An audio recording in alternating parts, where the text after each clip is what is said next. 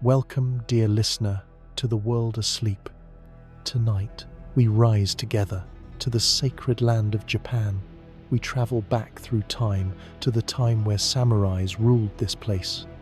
As night folds over the old cities of Japan, the rain begins to fall.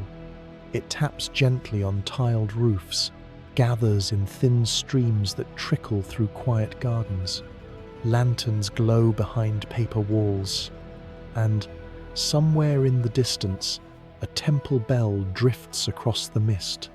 This is the realm of the samurai, warriors whose swords were as refined as their spirits, whose lives were built upon a code of devotion so precise that even a single misstep could shatter the honor of a lifetime. But the truth is, you would not last a day as a samurai, not because of battle, not because of fear, but because of the quiet, the silence of duty, the restraint of emotion, the patience to face every dawn with the calm of a still pond. Tonight, we travel through their world across centuries of discipline and death, loyalty and loss, serenity and steel. We will walk among the poets who carried blades and the warriors who found enlightenment in stillness. And though their age has passed, their presence remains in the rustle of bamboo, in the scent of rain on old wood, in the echo of a sword being drawn in perfect silence. Before we begin, tell me, listener, from what corner of the world are you hearing this story tonight?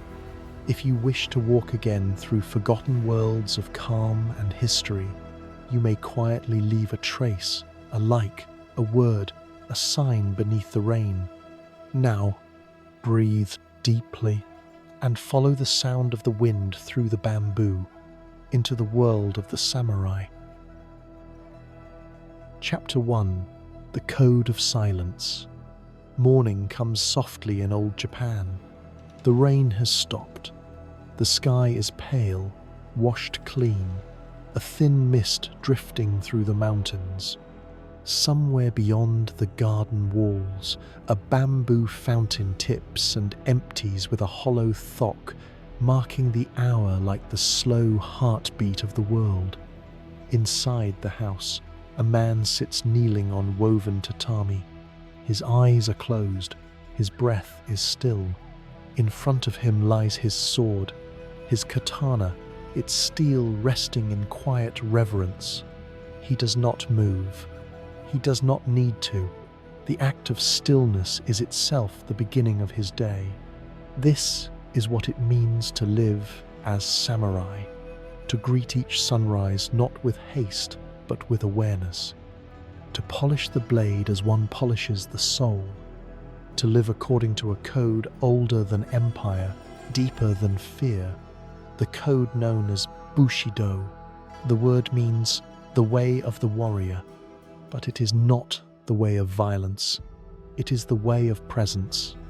Bushido taught that the sword was only as sharp as the spirit that wielded it. That courage without compassion was hollow, and strength without honor was decay. The samurai lived not for glory, but for harmony between life and death, self and duty, silence and action. To them, honor was not a concept, it was breath. They learned early that the greatest battle was not fought on fields, but within the mind against anger, pride, and fear. To master the sword was to master the self. In those days, Japan was a land of stillness and storms. Castles rose like mountains of stone, their curved roofs shining in the light of dawn. Cherry blossoms bloomed over fields of ash. War was common, yet beauty persisted not in defiance of death, but because of it. The samurai understood this fragile balance. They saw how a single blossom could outshine a battlefield because it bloomed knowing it would fall. And so they lived with the same grace, prepared to die at any moment, yet savoring each breath as if it were eternal. Their lives were bound by 7 virtues: rectitude, courage, benevolence, respect, honesty, honor, and loyalty. Together, these were the bones of Bushido. To fail in any was to shatter the soul. And yet, the perfection they sought was not for others to see. It was inward, invisible, like the calm beneath a frozen lake. The samurai spoke little. Their language was gesture, ritual, and restraint. A bow could be more profound than a speech.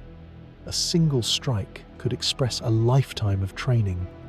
To speak needlessly was to waste breath that could be spent in awareness. And so they became masters of silence. Their homes were built in simplicity, sliding doors of paper, wooden floors that creaked like memory, gardens raked into patterns of peace. Every stone, every plant was placed with intention. Even the act of pouring tea was a meditation, a reflection of precision, humility, and respect. In this silence, the samurai found clarity. Each sound mattered: the scrape of armor, the sigh of wind through bamboo, the soft chime of distant bells. They listened deeply, because in listening, one learns to see. Discipline was constant. Before dawn, they trained body, mind, and heart. Sword practice beneath falling snow, archery in the chill of morning, hours spent in meditation before the household awoke. It was not strength they sought, but purity, the perfection of motion, the serenity of a clear mind. A samurai could be killed by hesitation, but he could also destroy himself with haste. Between the two lay balance, the narrow path of Bushido. This path demanded everything. To serve one's lord was to surrender one's life. To protect one's name was to value truth above comfort. To uphold honor, even at the cost of existence, was the highest expression of loyalty. And yet, there was gentleness within this harshness. When they were not at war, samurai were scholars, poets, and gardeners. They wrote verses about the moon, painted landscapes with the same precision they wielded swords, and studied the stillness of Zen monks. For they understood that beauty, too, was a form of discipline, that to see the perfection in impermanence was to see life clearly. The code of Bushido did not ask for perfection. It asked for awareness, to live each moment as if it were one's last, to bow to the smallest thing, the way sunlight moved across a tatami floor, or how rain sounded when it met the leaves of a pine tree. The sword was never the goal. It was a mirror. When a samurai drew his blade, he faced not his enemy, but his own reflection. To strike in anger was to reveal weakness. To strike without thought, to move as water flows, was to touch enlightenment. Even in war, the true samurai sought harmony. For every life taken, a prayer was whispered. For every victory, gratitude was offered to those who had fallen. Violence was not pride, it was burden. Perhaps this is why you would not last a day as a samurai. Because to live this way is to live without escape. To confront yourself, moment after moment, until no illusion remains.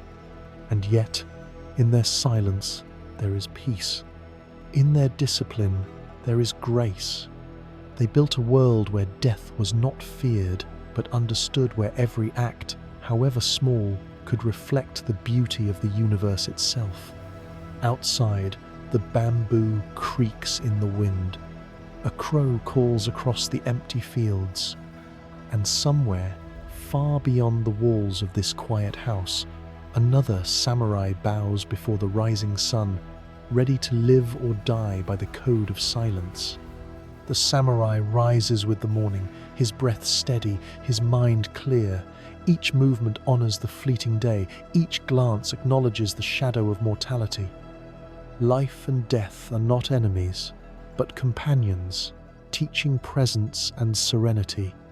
And so, as he prepares to face what may come, The understanding of impermanence guides him forward, revealing the calm that lies at the heart of every duel, every choice, every breath. Chapter 2: Life and Death as One. The samurai began each morning with a single, silent acceptance that today could be his last. It was not said aloud. It was not mourned. It was simply understood, as natural as the rising Sunday. In the Hagakyo, an ancient text of samurai thought, there is a line whispered through centuries. The way of the warrior is found in death, not in the seeking of it, but in the readiness for it. To the samurai, death was not the opposite of life, it was its mirror, a reminder that each breath was a gift already slipping away. And in that awareness, they found their calm. If you knew the moment might be your last, how carefully would you move? How deeply would you breathe? How much gentler would your hands become with the world?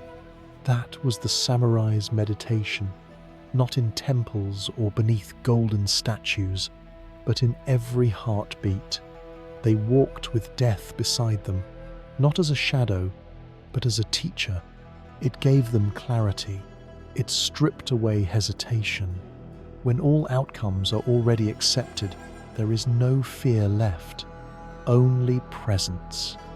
Imagine a duel in the pale light of dawn. Two warriors face each other, silent, still. No words, no anger, no wasted motion. Their hands rest on their swords, their eyes steady. Each knows that in one heartbeat everything could end, and yet neither trembles.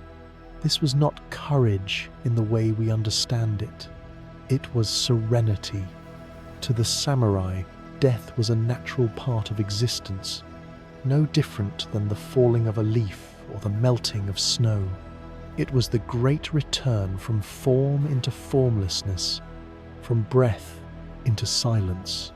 They learned from Zen monks that to meditate on death was not morbid, but awakening. For only when one has accepted the end can one truly live without fear. It was this calm acceptance that made them so unyielding. They did not fight for victory. They fought without attachment to outcome. And in that detachment, they found freedom. Some would meditate upon their deaths each morning, envisioning it in detail, the cut of the blade, the feel of the earth beneath their knees, the sound of wind moving through pine trees nearby, not to invite it, but to remove its sting, because once death is known, life becomes luminous. The samurai carried this philosophy into all things, even art. When they wrote poetry, it was often about impermanence, a single petal falling, a snowflake melting on the sleeve of armor, a moon reflected in a bowl of tea. Their favorite flower, the cherry blossom, became a symbol of their way, delicate, radiant, and fleeting. It falls at the height of its beauty, never clinging, never resisting the wind. To die with grace was to live as the blossom lives. In this way, the samurai found peace where others found fear. They sought harmony with death, not to welcome it, but to no longer suffer beneath its shadow. And yet, this harmony carried weight, because in a world bound by honor, one's death could speak louder than a lifetime of words. When a samurai brought shame upon his name, when he failed his master, broke his oath, or acted without integrity, he could restore balance only through an ancient rite of atonement, a ritual of return. It was called seppuku. Even now, the word carries echoes of awe and unease. But to the samurai, it was not an act of despair. It was the highest expression of honor, a final gesture of purity, a way to cleanse one's name. The act was surrounded by ceremony and silence. White robes, a blade prepared with care, a poem written moments before death, the final reflection of a life lived without compromise. The samurai believed that to die with awareness was to die beautifully, and beauty to them was truth. Their world was not divided into good and evil, success and failure, but balance and imbalance. Everything from the cut of a sword to the fall of a leaf had meaning only in its harmony with the whole. Even in ending, there was art. The act of seppuku was never celebrated, nor feared. It was accepted, as inevitable as winter.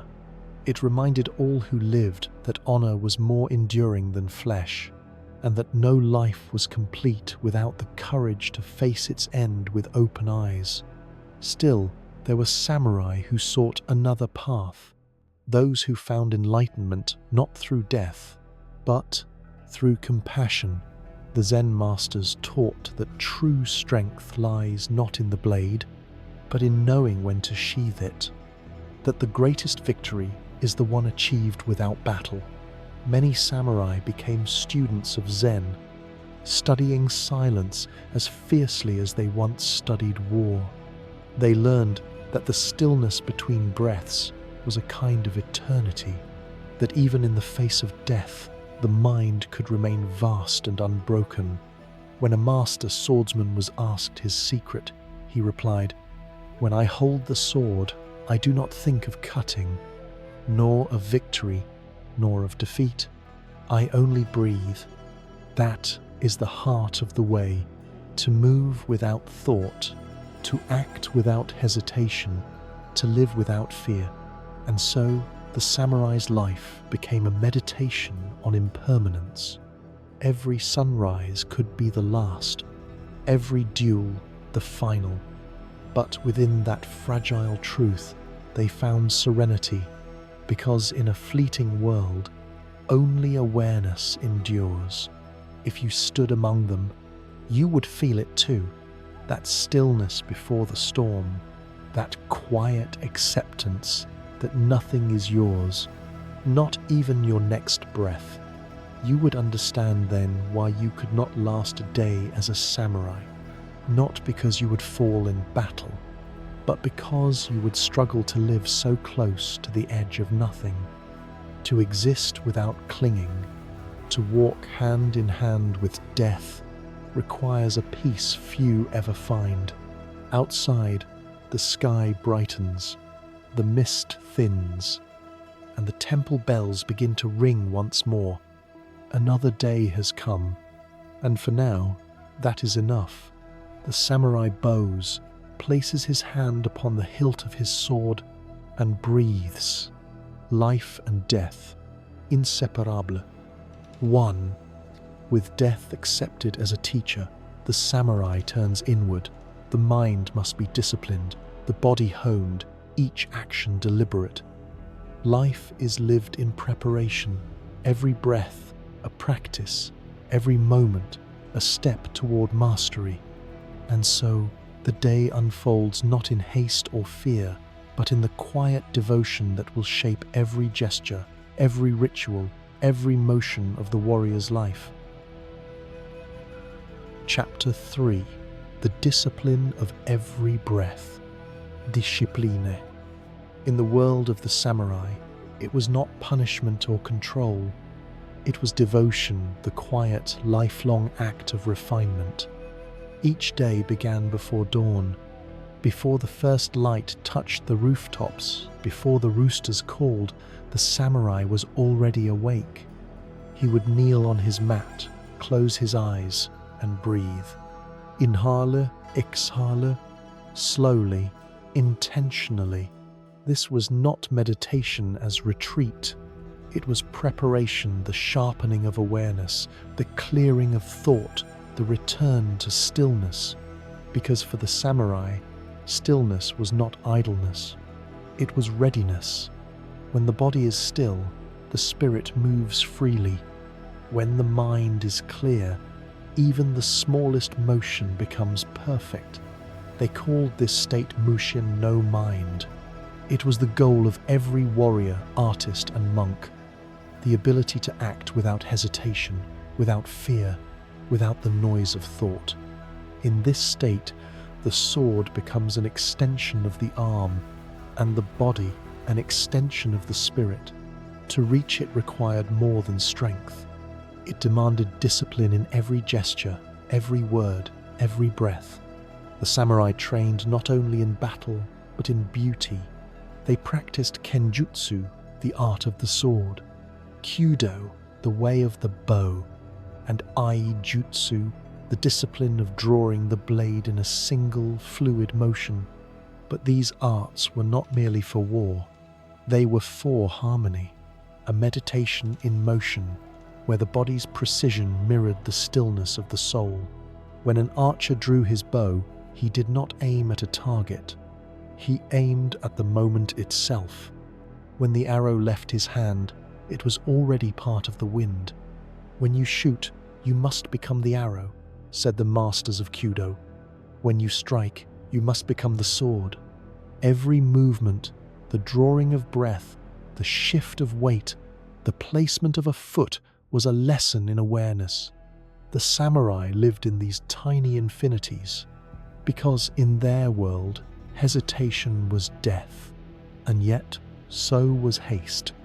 Between them lay perfection, a balance held not by force, but by attention. Even the maintenance of the sword was ritual. Each night it was cleaned with oil, the blade inspected by candlelight. The reflection of the flame danced across its edge, a reminder of fragility, of precision, of care. To polish steel was to polish the heart. To keep a blade pure was to keep one's intent free of corruption. And so, in the quiet hours before sleep, you might find a samurai sitting alone, a cloth in his hand, breathing in rhythm with each movement of the blade. Outside, the crickets sang. Inside, only breath and steel replied. Their discipline extended beyond battle, into calligraphy, poetry, flower arrangement, and tea ceremony. These were not indulgences. They were extensions of the same pursuit, the search for balance between effort and grace. In the tea ceremony, the samurai found peace. Each motion folding the cloth, lifting the cup, pouring the water was exact, deliberate, reverent. The sound of boiling water, the faint scent of matcha, the soft brush of sleeve against sleeve, all became part of a meditation on impermanence. For a samurai, to prepare tea was to prepare for battle. Both required composure, humility, and perfect focus. This was their paradox. Warriors who studied peace, fighters who wrote poetry about the moon, men who trained to kill but longed to preserve harmony. To live as a samurai was to walk a razor's edge between beauty and brutality, to see both as reflections of the same truth. Discipline was their language of devotion, and devotion their expression of love for their lord, for their land, for the fragile miracle of being alive. Everyday acts became sacred through attention. When they bowed before their master, it was not subservience, but respect. When they practiced calligraphy, the brushstroke revealed their inner state, the tremor of doubt, the steadiness of faith. The brush and the sword are of one spirit, they would say. To master one, you must master the other. Even rest was ritual. Before lying down, a samurai would fold his garments carefully, place his sword within arm's reach, and bow toward the moon, because even in dreams, duty remained. They slept lightly, never indulgently, never late. The morning was sacred, and to greet it without gratitude was to dishonor life itself. And so their days moved like waves upon the sea, rising in discipline, falling into silence, each breath a continuation of the same rhythm. What outsiders saw as hardship, the samurai understood as liberation. To live with such order was to be free from the chaos of desire. To serve with loyalty was to escape the prison of self. The world beyond the sword was unpredictable. Typhoons, war, betrayal, loss. But within the boundaries of ritual, there was peace. Peace not as comfort, but as clarity. This is why, even now, their presence lingers. In the stillness of a Japanese garden, in the balance of a calligrapher's brush, in the quiet dignity of a bow before tea. Their discipline did not die with them. It became the invisible pattern within Japanese culture itself. The way a craftsman shapes wood, the way a gardener rakes the sand, the way a monk chants beneath the bells of dawn. To live with discipline is not to deny emotion.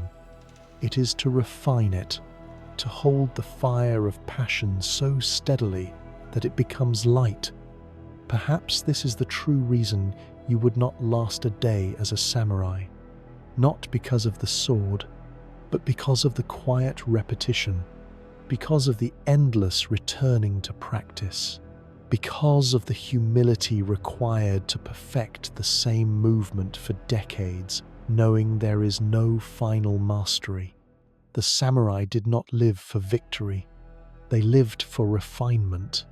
And so, even now, centuries later, when the wind moves through the bamboo and the rain taps softly on temple roofs, it feels as though their discipline still breathes. In the rhythm of the earth, in the patience of time itself, in every breath, the same devotion continues. Even the most disciplined life can be unsettled by fate. When a master falls or a path is lost, the samurai becomes a Ronin, a wanderer without anchor. Yet even in exile, the rhythm of discipline, the weight of honor, and the quiet awareness of mortality remain. The journey continues, now along roads unclaimed, where solitude tests the soul and loyalty endures in silence. Chapter 4: Shadows of the Night, the Rise of the Ronin. When a samurai lost his master, he lost his place in the world, his title, his home, his reason for drawing breath. He became Ronin, a wandering man of the waves, masterless, rootless, alone. In the stillness of night, such men walked the narrow roads of Japan, past temples and fields, beneath the soundless turning of the stars. Theirs was not a life of freedom, but of exile. To be Ronin was to live between worlds, no longer bound to serve, yet never truly free from the code of Bushido. Their swords still gleamed, their oaths still burned, but the hands that carried them had nowhere to rest. Some became teachers, living quietly in mountain villages. Some became mercenaries, blades for hire in a world that had forgotten honor. And some simply disappeared, their names dissolving into the fog of time like breath on glass. The word Ronin means wave man, a fitting name, for they drifted without shore or anchor, tossed by the tides of a world that no longer needed them. Yet, even in their solitude, many held fast to the code that defined them. They lived not by laws, but by conscience, guided only by the invisible thread of loyalty that bound them to their past. There is a story, told in quiet reverence, of 47 such men.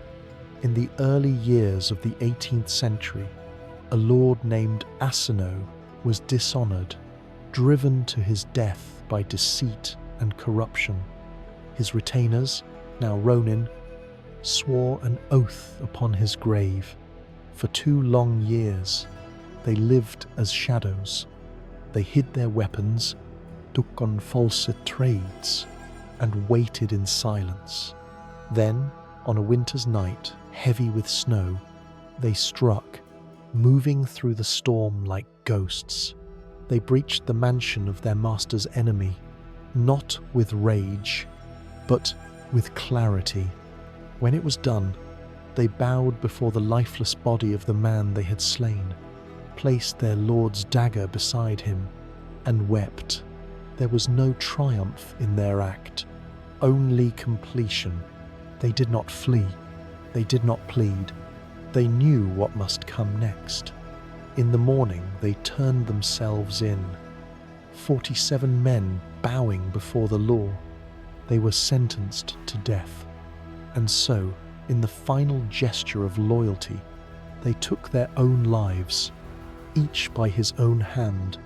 Their graves stand still today, beneath the slow-falling snow of Sengakuji Temple in Edo.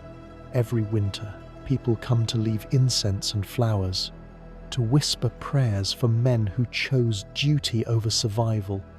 In them, Japan saw not tragedy, but purity, a final, perfect act of faith. To this day, the story of the 47 Ronin is recited not as myth, but as testament that loyalty, even in silence, outlived death itself. But not every Ronin found such an end. Many wandered for years, their armor rusting, their swords dulled by neglect. Some became poets, painting their sorrow in words. Others turned inward, living like monks, their only master the discipline that refused to die. They were men untethered, but not broken, haunted perhaps, yet dignified in their quiet endurance. In time, the Ronin came to symbolize something more than loss. They became the embodiment of perseverance, proof that even stripped of rank and purpose, a soul guided by honor can still walk with grace. The night belongs to them, the drifting spirits of a vanished age. You can almost feel their presence in the echo of footsteps down an empty alley, in the glint of steel beneath moonlight, in the hush before snow begins to fall. They were neither heroes nor villains, but reminders of impermanence, living ghosts of a code the world had begun to forget. For the samurai age was ending, peace had come, and with it, the slow fading of those who had defined themselves by conflict. Castles became museums, armors gathered dust. The sword, once sacred, was forbidden to be worn, and so the Ronin became symbols of longing, for discipline, for purpose, for a world where honor had weight. But even as their swords were laid aside, their spirit endured. In the quiet strength of artisans, in the grace of martial artists, in the unspoken dignity that still shapes Japanese life today, the Ronin live on. They remind us that devotion does not vanish when its object is lost, that, even in the absence of purpose, one may still act with purpose. That solitude, when accepted, can become a kind of peace. There is something profoundly human in their story, to lose everything, and yet to hold one's head high, to wander without belonging, and still bow before the unseen masters of conscience and memory. The Ronin carried not only swords, but sorrow, a sorrow purified by reflection. Perhaps, in this way, they achieved the truest form of freedom, for when there is nothing left to serve but truth itself, a man is no longer bound by the world. He becomes part of it. Tonight, as the moon rises over silent temples, imagine them still walking through forests of cedar, along rivers of silver light, their armor faintly glinting in the distance, the sound of their sandals against stone, the whisper of their cloaks in the wind, the soft, hollow rhythm of eternity. They do not seek rest. They have already found it. In motion, in remembrance, in silence. And so, the Ronin fade back into the mist, their footsteps swallowed by time, their honor carried on the wind. The Ronin fades into memory, yet the spirit of the samurai lingers in every quiet moment. Beneath the armor and the blade is a heart shaped by discipline, compassion, and awareness. The lessons of silence, the poetry of presence, and the balance between life and death follow him still, waiting to be recognized in the world beyond battle, in the life beneath the steel. Chapter 5. The Spirit Beneath the Armor. If you were to look upon a samurai, you would first see the steel, the armor layered like the scales of a dragon, the blade sharp enough to divide a single strand of silk in mid-air, the mask fierce, expressionless, carved to frighten the enemy and conceal the heart beneath. But within that steel was not only strength, there was silence, because beneath every plate of armor lived a man who dreamed of peace. The samurai were not born into violence. They were born into a philosophy, one that taught that strength without beauty is chaos, and beauty without discipline is fragile.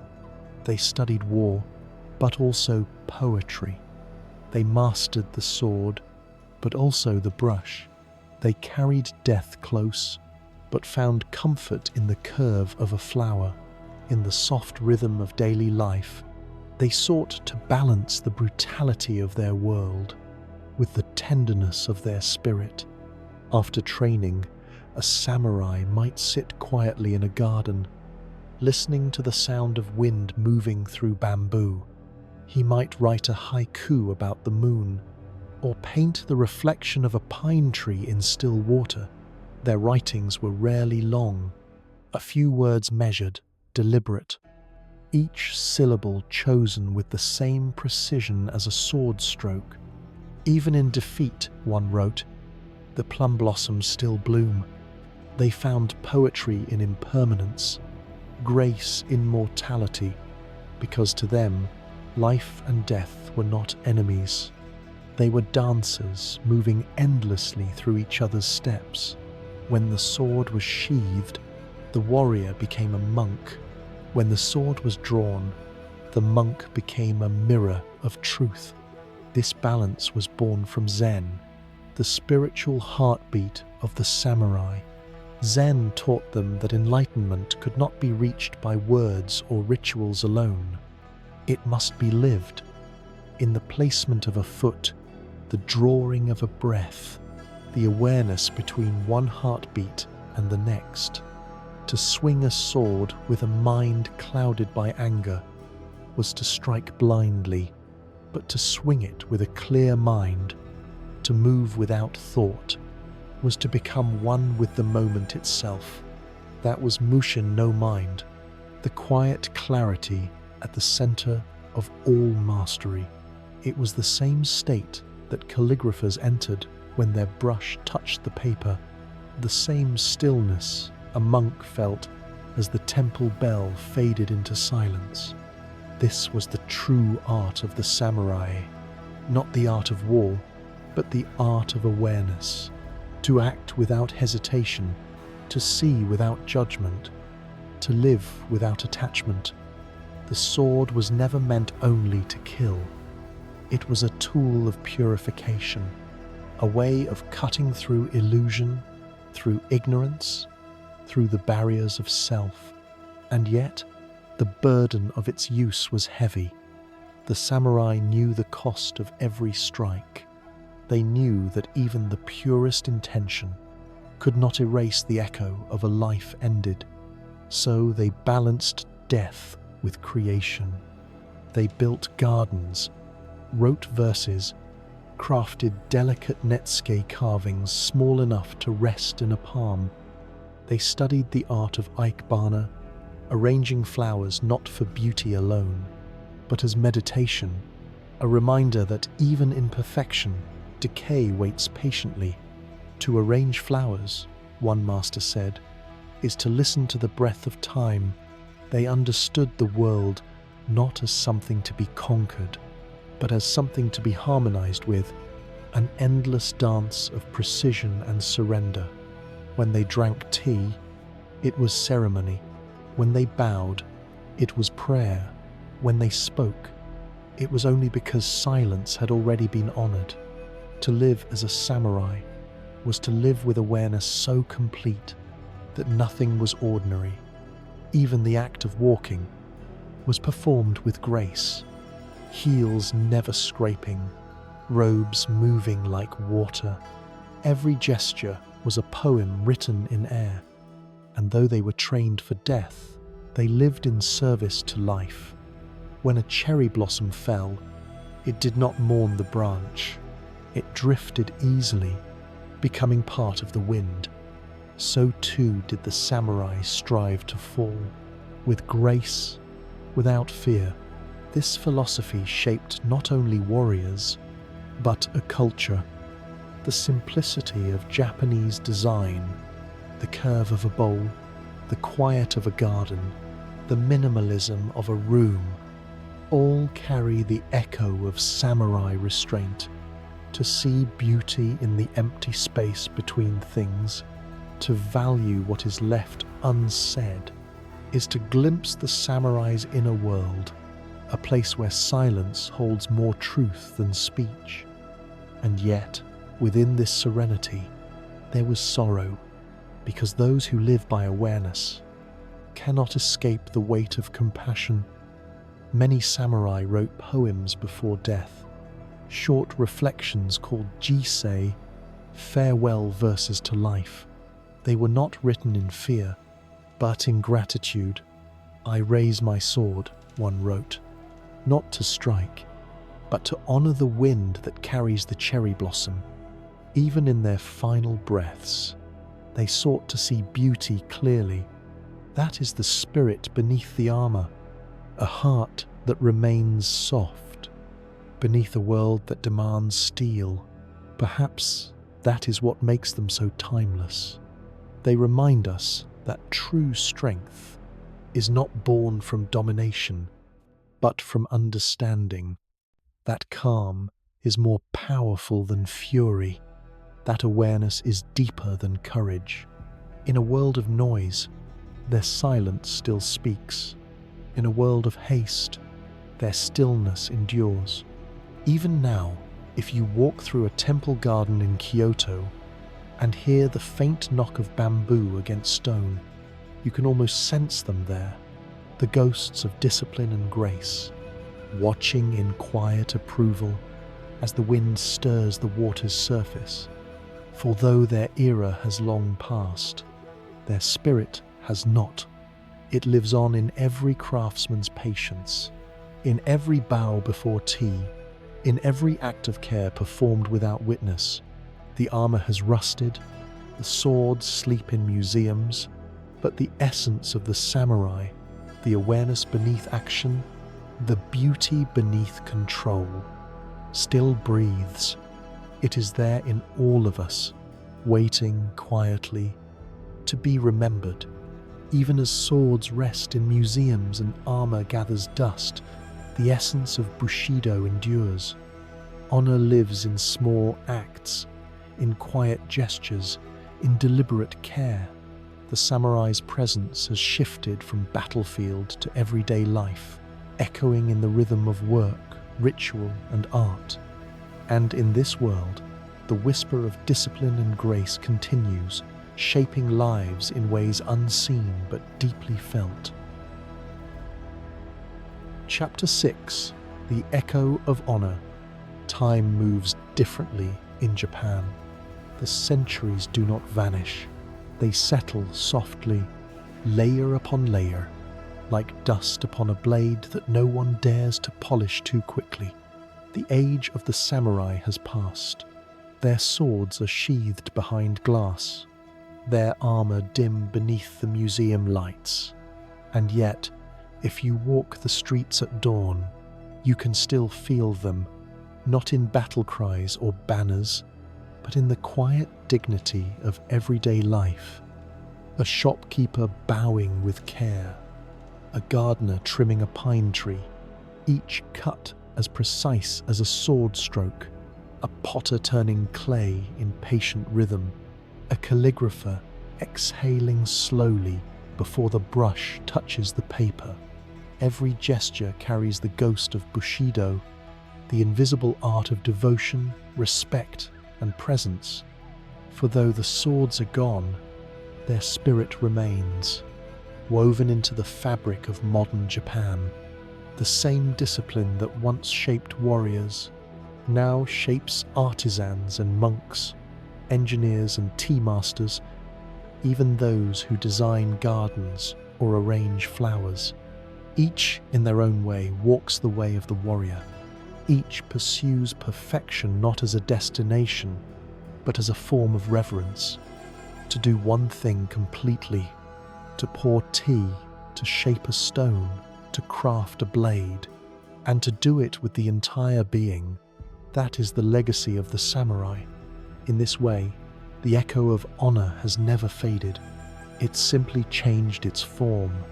You can hear it in the click of a swordsmith's hammer, forging new steel in the same slow rhythm as his ancestors. You can see it in the face of a kendo master, bowing to his opponent before the duel begins, an acknowledgement not of rivalry, but of mutual respect. And you can feel it in the stillness that surrounds old temples, where moss creeps over stone lanterns, and the air smells faintly of cedar and rain. Even the cities carry their silence. Tokyo hums with movement and light, yet beneath the noise, there is structure, a deep cultural rhythm that traces its lineage to the same quiet restraint once practiced by the samurai. Politeness is not weakness here, it is awareness. The bow, the pause, the careful words, all are echoes of a time when the wrong gesture could end a life, and the right one could restore harmony. Honor, in this sense, has become gentleness. It has traded its armor for patience, its sword for stillness, and yet the heart of Bushido, its devotion to integrity, courage, and truth, still beats beneath the modern world. A craftsman once said, "The soul of Japan is not the sword itself, but the hand that knows when to hold it still." This is the essence of the echo. It is not loud, it does not demand attention, it simply endures in the small, perfect actions of ordinary life.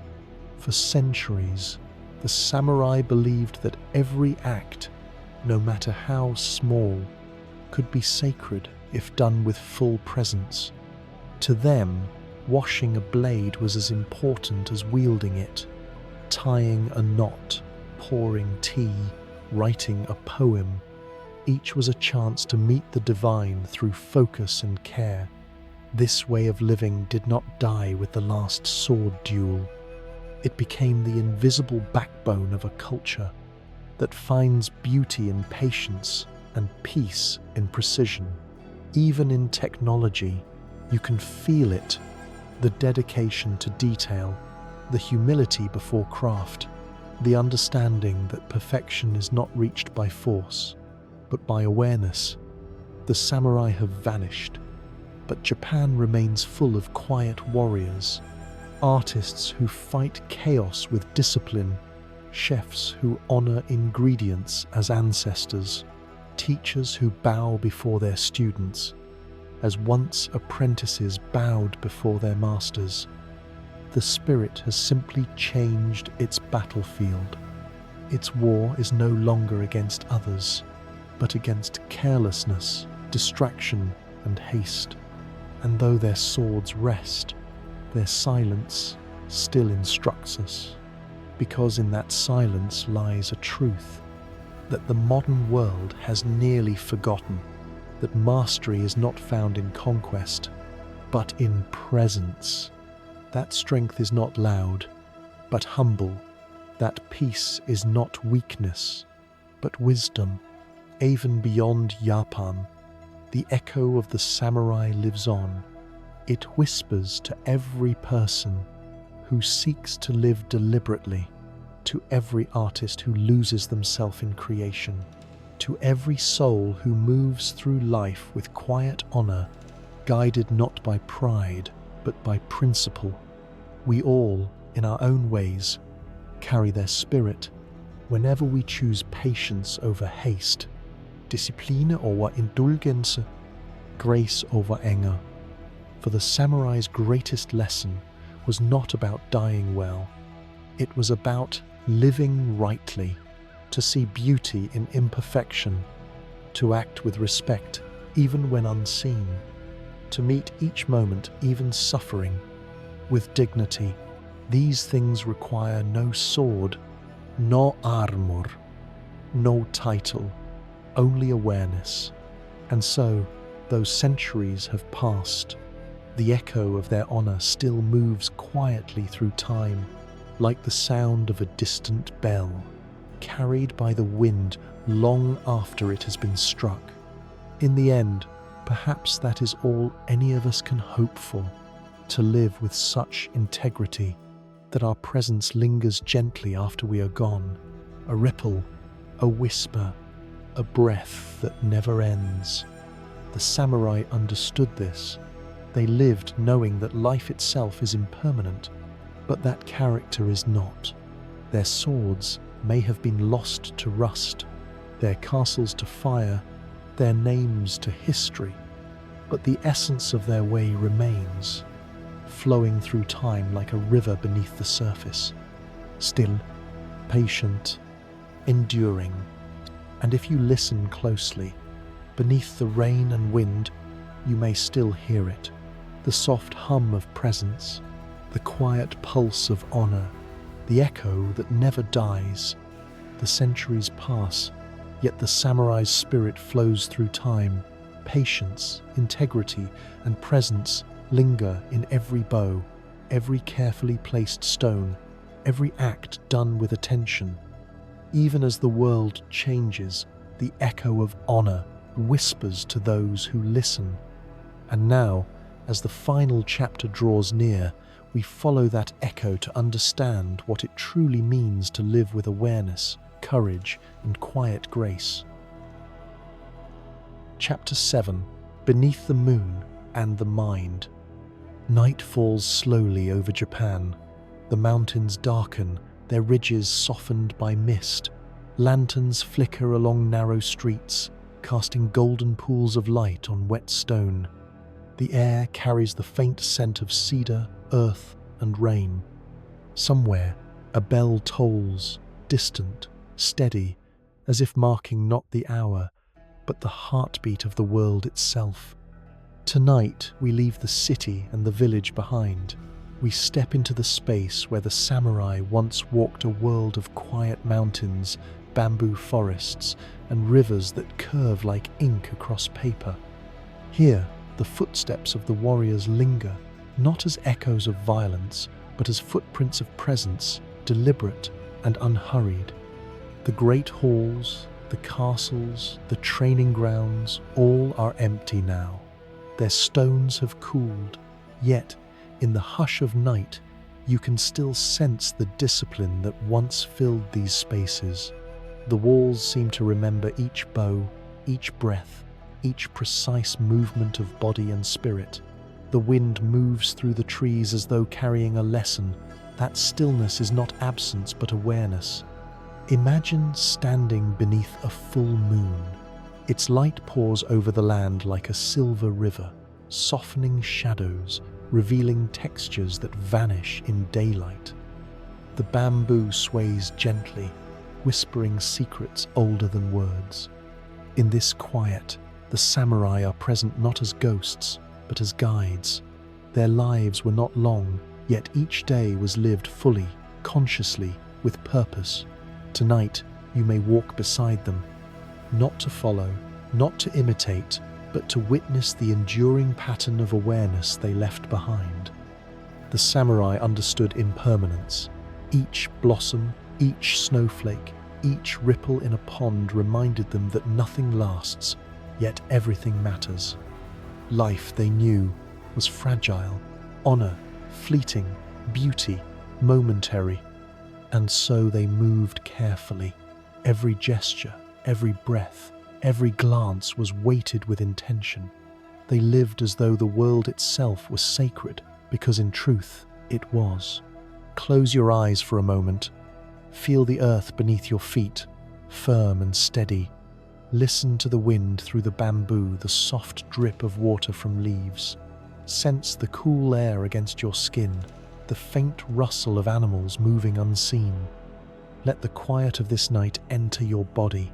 Let it settle in your chest, flow through your limbs, fill your mind with calm. This is the gift the samurai leave: not swords, not armor, not victories, but presence itself. Their lives were defined by a single thread: awareness. To draw the sword was to act with full clarity. To meditate was to align with the impermanence of all things. To walk, to bow, to pour tea, to write a poem, all were expressions of devotion. And yet, none of this was ostentatious. The samurai sought no audience. They needed no applause. Their discipline, their honor, their art were private, invisible, perfect in their silence. As you walk along the quiet path tonight, consider the idea of mastery. Not mastery over others, but mastery over oneself. The samurai knew that the fiercest battles are not fought with swords, but within the mind and heart. Anger, pride, desire, fear, these were opponents more dangerous than any enemy on a battlefield. And so they trained tirelessly, not to conquer others, but to conquer themselves. To move with precision, to breathe with purpose, to act without hesitation, this was their true power. Pause beneath a lone pine, its branches outlined against the moon. Imagine the samurai who might have stood here, pausing between duty and meditation. Perhaps he had faced death that very morning and survived. Perhaps he had written a haiku, brushed a painting, tended a garden. Perhaps he had lost a friend, a master, a father, and still walked forward, holding his honor like a lantern against darkness. The weight of centuries presses gently, not to crush, but to remind. Life is fleeting, and presence is everything. Their code, Bushido, is more than a set of rules. It is a philosophy, a lens through which to live fully. Rectitude, courage, benevolence, respect, honesty, honor, loyalty, these are not abstract ideals. They are choices made moment by moment in every action, every glance, every breath. To live by them is to recognize that each day is precious, that each encounter is sacred, that every gesture matters. And so, the samurai teach us stillness, not stillness as stagnation, but stillness as clarity, not quiet as absence, but quiet as attention. In the absence of sound, we hear more. In the pause between breaths, we see more. In the surrender to ritual, we find freedom. They ask nothing from us but awareness, to honor our moments, to move with care, to recognize the weight of our choices. Imagine now the end of day. The moon climbs higher, silvering the bamboo, the river, the rooftops. Somewhere a crow caws, breaking the stillness. And yet, even in this sound, there is rhythm, there is balance. The samurai once said, "When you hold the sword, you do not think of cutting, you only breathe. Let this breathe into you. Let it settle in your mind like soft rain. Let it remind you that the simplest acts, a step, a bow, a breath, can hold eternity." Perhaps you see the Ronin walking in the mist, the masterless men who drifted without anchor, yet carried honor as their compass. They remind us that purpose can persist even when the world forgets you, that solitude can teach more than company, that grace can exist even in exile. Their footsteps vanish in fog, but their integrity remains a quiet lesson, eternal, unbroken. The wind rises through the trees. It carries the faint scent of rain and pine, the soft echo of bamboo against stone, the memory of 1,000 disciplined breaths. Close your eyes once more. Feel the night press gently against your body. Feel your own heart, steady, patient. Let the calm the samurai cultivated across centuries flow into you. Let it remind you that life is precious, that presence matters, that clarity is strength. Even as their era has ended, the essence of the samurai endures. Not in museums or battlefields, not in titles or swords, but in every act of care, every moment of awareness, every gesture of humility. Their silence, their discipline, their courage, these are the gifts that remain. And now, in this night, under this moon, you may take some of that presence with you.